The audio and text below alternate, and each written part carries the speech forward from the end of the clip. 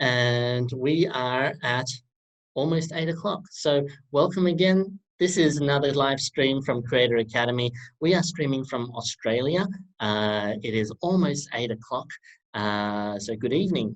And as some people in my country would say, good day, okay? So if you enjoy this class and you enjoy learning Python, then please consider signing up for a class next term or in the holidays, okay? We've got lots of classes on building video games, making apps, making multimedia, and of course more Python, okay? If you enjoy this class, make sure that you check out our website at www.creatoracademy.com.au or check out our Facebook page to learn about it some more, okay?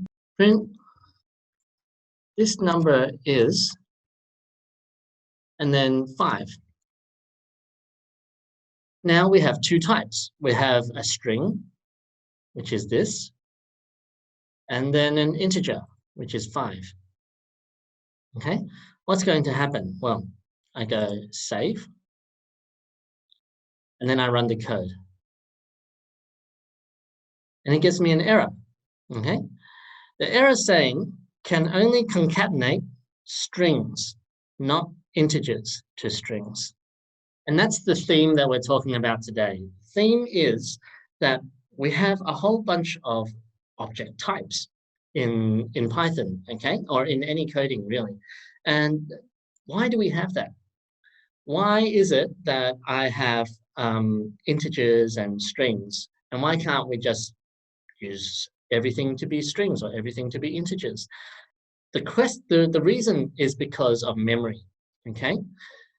Let me come at you with a thought experiment, okay? Imagine if I said, I want you to bring me a space to store some water, all right? And then you go, okay. The first question that you'd probably ask is how much water? Because if I said, I want to give you some water, give me something so that I can put some water in it, you might say, oh, okay, I'll give you a cup.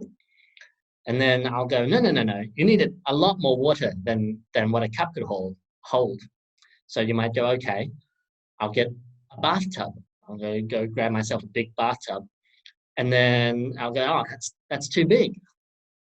All I wanted was to give you like a bucket of water, okay? So it's all about efficiency and using the resources of a computer efficiently, okay? So I need to change, this error is telling me that I need to change this 5 from an integer into a string.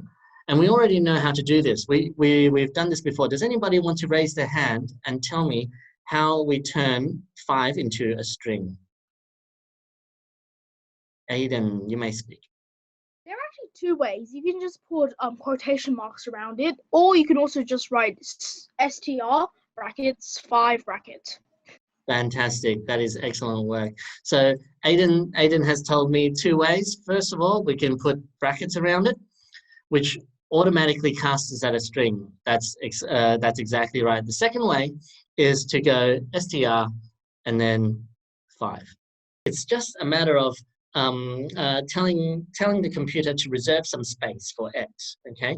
And then the computer's like, okay, I'll reserve a space for a number, but the computer wants to know what type of number do you want me to hold? Do you want me to hold a really, really, really, really big number or really, really accurate number to a whole bunch of decimal points? Because I only have a fixed amount of memory. This computer is not going to run on an infinite amount of memory.